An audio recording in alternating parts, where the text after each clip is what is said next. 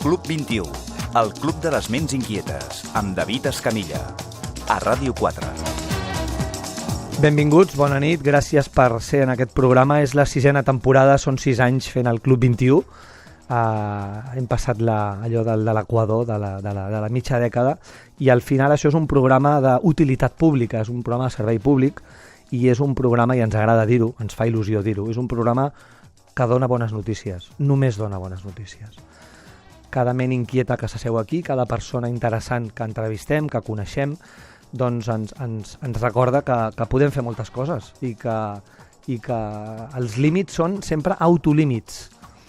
Ningú t'està dient, ei, no facis això ni facis allò.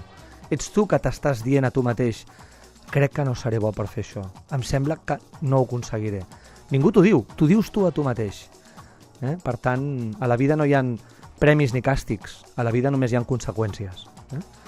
Benvinguts, gràcies per ser aquí, i la cultura ens inspira. Volem recordar sempre i volem recomanar sempre un espectacle teatral o un llibre. Us volem recomanar un espectacle que estarà fins al 19 de febrer en un espai molt interessant a la sala petita del Teatre Nacional de Catalunya, el TNC, direcció de Joan Oller, un autor importantíssim, Bernard Marie Coltés, amb dos actors fantàstics, l'Ivan Benet i l'Andreu Benito. Això es titula En la solitud dels camps de cotó. En la solitud dels camps de cotó. De què va aquesta obra de teatre? És una història molt estranya. Situeu-vos, com si fos una pel·li, és un espectacle teatral. A l'hora fosca, en què les persianes dels comerços ja s'han tancat, dos desconeguts es troben clandestinament per dur a terme una transacció que posarà en joc les seves identitats i acabarà posant en risc alguna cosa més que la satisfacció de les intencions secretes de cadascú.